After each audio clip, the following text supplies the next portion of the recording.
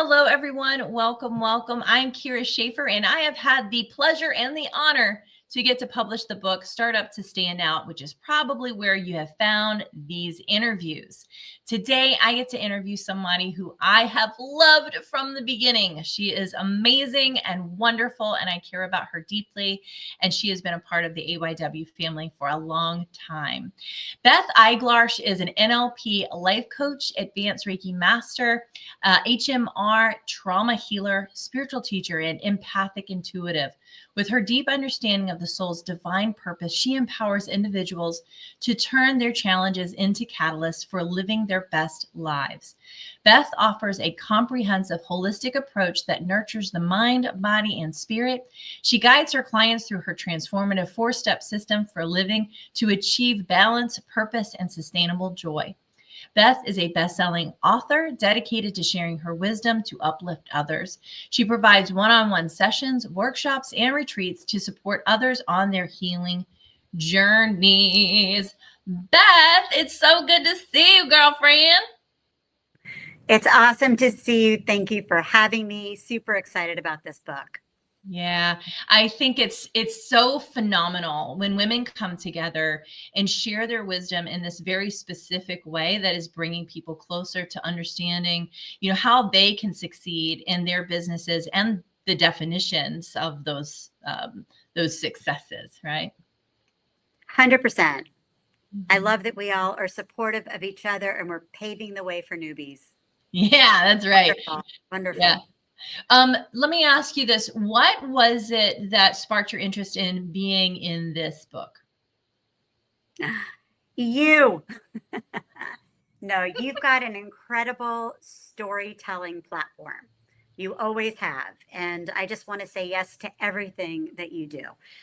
Specifically, this book, I would say, as a spiritual teacher, I've learned the tremendous value in bleeding on the page. Right? And exposing our journey, the ups, the downs, the crushing blows, and the pivotal moments. And I think that provides such a service for other people to not feel alone, right? So that they know that, wait, that person has felt the way I feel, right? They didn't know either what to do next.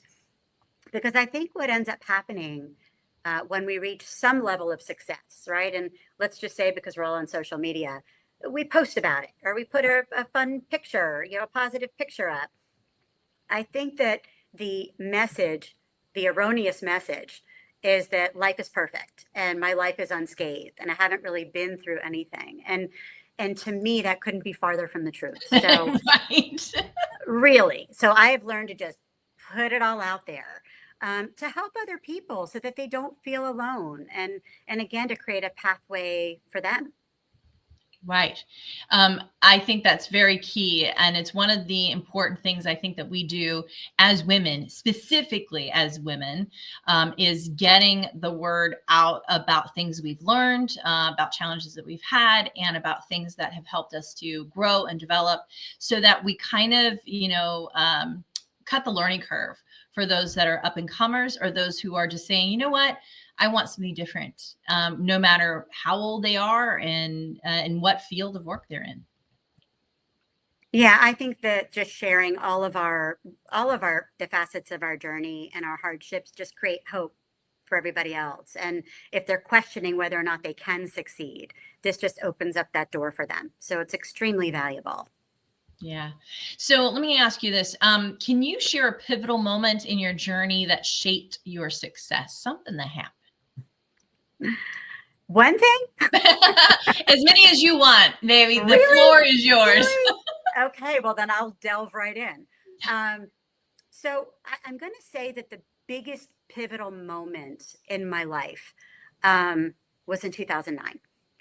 And I'll tell you that I was in the corporate world. I was making a good salary. I was doing my thing.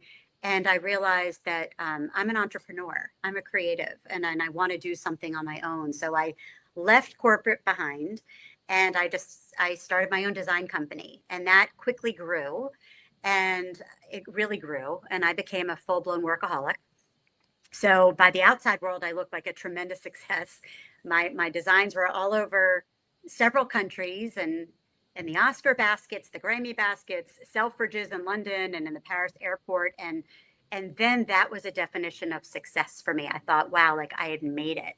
My life was a mess at that Right. time. And I didn't realize that it was. So when all the balls that I was juggling fell and I got quiet and I started my transformational journey, that's when I pivoted into the life that I have today. So if I had to say my very first pivotal moment, which interestingly enough was what I thought was success, was couldn't have been farther from success in my mind.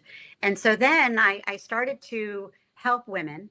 I did a little spiritual therapy type of stuff where I'd meet at the park and sit by the trees. And after 6 years of that, I said, I think I want to be a life coach. I think there's something to this. I think I want an office instead of just the oak tree. So I went and got a neurolinguistics programming life coach certification. And that's what the chapter in this book is about, was that story of how I got my certification. And the very next day I was at my kid's school and somebody came up to me and they're like, do you do something with crystals? And I proudly declared, no, I'm a life coach. And long story short, because you'll read the chapter, 4 days later, I had office space, business cards, a Reiki table, and what turned out to be a full blown career. All these years later, I've never advertised. It's just been word of mouth. So the pivotal moment for me there was really paying attention to the whispers and the nudges and the earth angels, because I wouldn't have started 4 days later. I might not have started up until today as a Right. recovered perfectionist. I probably would have waited years before I felt that I was ready. But when your soul knows it's ready, then they send you all kinds of signs. And Donna was my sign absolutely that night. Mm-hmm.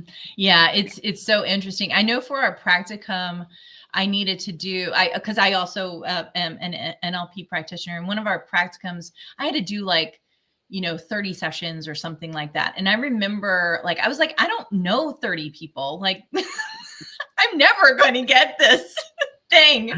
And and all different types of certifications have different requirements and that kind of stuff. But I was like, and so I was just seeing like the same person. I was like, I know this person so well now. And it was so interesting to go, I that imperfect perfect building, like it was just so challenging to go, I'm going to do this wrong so many times, and I did. And I think there's something to that, that willingness to say, yep, I'm going to do it. And I have it, but I don't know what the outcome is going to be necessarily, Well, what's so interesting, the perfectionism attachment to the attachment of outcomes, because I want to say another pivotal, we'll just call it a time frame because it wasn't really a moment. But when I started the coaching career, I felt so responsible for my clients, Yeah. right? I need to show up with curriculum. I need to show up with like a workbook or something in hand. And I realized a little bit later that that was my needs. That was my needs of controlling a situation and an outcome. That's not necessarily what my clients needed. So at some point, I realized after I started to see people improve and get better and feel lighter that, wait, I think all I need to do is just show up. I think that I need to have an unconditionally loving space, which I do, and be a vessel for healing. And as soon as I trusted myself and trusted the process, I became a better coach and a better healer. Yeah. So it's interesting, you say when you start, you have no idea what that's going to end up looking like. And it's going to change over time. Yeah. Yeah, absolutely. Absolutely. It's one of those things where, for me it was just don't let anything hold you back, because there's something so valuable in just sitting and being present with somebody and listening. Powerful. It's Yeah. it's deeper work than we realize. I think we're conditioned as a society to do everything, and it's like, no, we don't have to do everything. We just need to do one thing. And that one thing is be present. Yeah. It's quite beautiful. It's really Mhm. sacred work just to Yeah. hold that space and just help somebody, see their life and all of its meaning and all of its purpose, and help them break that down, and really just give them that outlet and that space, to just be vulnerable and to be themselves. And I love what I do. I know. I love that. Yeah. What's one piece of advice? You've given multiple pieces of advice here that you give to other women looking to start or grow their business specifically. Okay. Just start. You are enough. You know enough. You have enough. Just start. Because, like I just said, your business is going to grow and expand and morph into something that you can't even see today. So you've got to just start. And with regards to perfectionism and imposter syndrome, which I talk about extensively in my chapter, stop comparing. Right? Who are we to do this work? They've been doing it longer and everybody knows who they are. And the fact of the matter is, nobody has your voice. Nobody has your experience. Nobody has your wisdom. And that is your superpower. So take up space and be bold and own that and just start. That's my biggest piece of advice. And it can be hard to do that, especially if we're recovering perfectionists, or we're, whatever. But you are so absolutely on it, because if we don't, nothing happens. We've got to make the choice. Well, what's interesting too is we're saying, what advice would we give for us? But in this holistic line of work, when we can remove self and say, I'm really just here for them, that's when we realize that the world needs more guides. The world needs more helpers. So it's not, is it them or is it me? It's them and me, and a lot of other people that need to step up to the plate. And when we can remove that ego and remove self from the situation and just say, this person needs support, it's about them and their needs in this moment, I think that we can be more successful too. Agreed. So how do you define success, and has that definition changed over time? I'm thinking so. Oh my. Okay, so don't laugh, but my measure of success before was, do you think I'm successful? I love that. You told me not to laugh, but that's great. Seriously, if you thought I was successful, then that must mean I'm successful, right? I measured my achievements based on the certifications, the letters after the name, the titles. And today, I measure my success by the ability to improve the life of somebody else. Did I wake up and delve into my purpose in this lifetime today? So if my soul's purpose, which I didn't know for quite some time till I was about 41 years old, right? If every day I am teaching, I am healing, and I am empowering, that is a successful day. And it doesn't really matter to me what you think anymore, which is so empowering. Oh, and by the way, although I love you, Kyra, I really do want to know what you think. Oh, I love you. You know. But that's it. We love you so much. You're like a little bright light of awesomeness in our life, and I wish I was near you every day. So I know it doesn't matter. Have to move across the country. I'm just going to move across the country. Sounds great. That is true love. True love. All right. So what's next for you in your business and personal journey? Wow. Okay. So I found out yesterday I need to find a new office. So I know where that might have been crippling in the past. I'm kind of like a little giddy and excited about it. Oh. Because there's like a new space. I have no idea where it's going to be, but it's going to be fabulous. So that's the first thing I'm doing.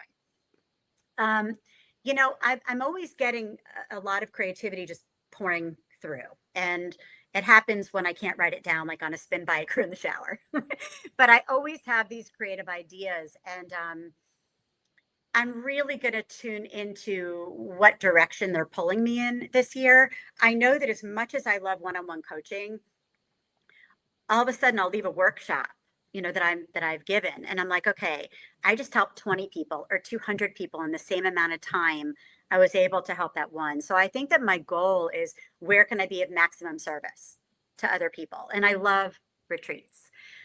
Just did one a couple months ago, and the whole immersive nature of that, with, catapulting people's growth in a short period of time, fostering their relationships and their friendships with each other.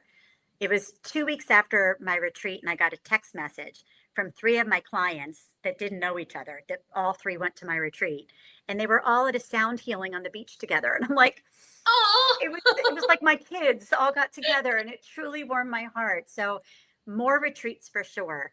On the personal front, I have a son that's graduating college next weekend. My husband and I are celebrating 25 years of marriage this year. And that actually is completely under wraps. It's the first time I'm saying this out loud, but there might be a little collaboration down the road between me and my husband. oh, We I we love were it. thinking of doing it years ago, and we decided to conquer our own things. And I think it might be time to come back together and reopen that book, so to speak. So, just starting to think about it, but I'll let you know. I love that. I think that's Let you know. fantastic. I love it Yeah. when friends do things together, when family members do things together. We've had the pleasure of having Evan Eiglarsh in Synchronicity. So, I love when there's like the family thing, because at the end of the day, that you have that to share and to connect with each other on. And also too, I like that legacy piece of, when Evan is, a grandpa, if he chooses that route, he'll be like, well, I was in a book and also a movie and another movie and another movie. Uh, And so many other good things come from that too. It's just that, we have something to share and sharing it. And so, I do want to mention something which I think is so another valuable thing for people who are listening, who might have an office space, who then have to leave their office space all of a sudden, because that happened to me. I was working out of an office. It was a shared space, but we had two rooms in that shared space because we were actually growing our hypnotherapy practice, and we had somebody who answered the phones, and the whole 9 yards. And so, but it kind of came together in one package, and we're probably paying about $1,000 a month or so. Um, and then they just said, yeah, we're not doing that anymore. We're going to turn it into something else. And I was like, okay, I have a full book of clients. We see 30 to 40 clients, me and my husband, a week. What are we going to do? And they were like, I don't know what you're going to do, but you got to be out in 30 days. And I was like, cool. let's see how that goes. So then I'm like frantic. I get into my network, and that's another reason why it's super important to have a network of friendships, of business contacts, of chamber of commerces, of whatever, just having those people. Because at the end of the day, I got on a call and I connected with somebody immediately. And they said, we have 3 rooms and a big room and a reception area and everything you need, $1,400 a month. And I was like, sold. And then we moved out immediately. So, like, there's so many lessons in what I just said, but it's so important to know that it's okay. Because I was like really close to freaking out, because I knew that I was going to be screwed, and I was going to let all these people down, and they weren't going to have, their sessions and all this stuff. And then it all worked out. So yeah, I yeah. think good to just mention a little success story there too, but I'm sure your beautiful place is just right there ready for you too in It's your life. waiting for me. It's right around the corner. And I actually think it will be right around the corner, which is closer to my house. So it's all going to work out. I already am meeting somebody on Friday, and we'll just see. We'll test out the vibe. And I'm excited because, listen, you bring the magic wherever you go. Wherever that vessel of healing is, it comes with me. Yeah, for It's all sure. good. It is. It is true. It comes with you. You are a vessel. Aw, thank you, Kyra. Yeah, baby. So tell us, do you have anything things going on, products, services, offers, anything? Tell people how to get in touch with you. Too. You can't see me because I don't have an office. No, I'm kidding. You still can, although there's this pediatric therapy. They're taking over my space, so it's 3 to 8-year-olds. So right now I'm going to be on the weekends until I find a new space. But I do offer distant healings and trauma work, and mostly everything that I do can be remote. One thing that we've talked about that I would love to gift. So I wrote my first book in its entirety in 2020, Beth's Case Scenario. And in that book, I created a system for living that I share. It's a 4-step process. Well, at the same time, with my gift background, I was so excited to create these transformational gift boxes that are not only super cool and fun. Very fun. I have had the privilege to get one of these wonderful boxes. Yes. And there's 4 gifts in there that actually walk you through the 4-step process. So it's a very, very meaningful, but Beth had this beautiful idea, which is why 2020 really worked for me. The world stopped so I could get this done. But because the world stopped, I still have a lot of these transformational gift boxes. So this is what I'm going to do today and today only. I'm kidding. Whenever you hear this video, I'm just going to ask you to go to Amazon and purchase my book. That's Case Scenario. Read it and write an honest review. After you do that, if you email me, ready? I'm going to give you one of my boxes. I'm just going to gift it to you. It's a $60 value. It costs so much money to produce, probably $15 to ship. I'll eat the cost for all of that. So I'd say it's about a $75 value. But gifting is my love language. And I'm really, really happy to send this to you because my heart and soul went into this box. And they need to be in your living rooms, not in my storage facility. We love you. Yeah. Yeah. All right. So give us all the websites and all the stuff and your contact. So my website is speaktobeth.com. My book is Beth's Case Scenario. That is a fun play on words. My email is beth@speaktobeth.com.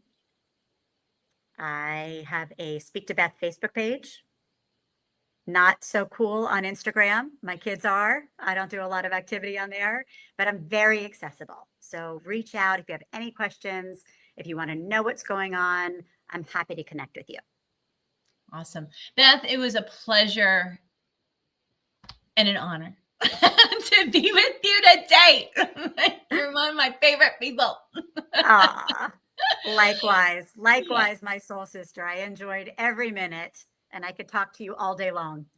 Oh, I love you. Thank you so much for being here. And thank you to all our watchers and all of our readers for being supportive of Startup to Stand Out, as well as You Wish Publishing. So thank you, Beth. Thank you.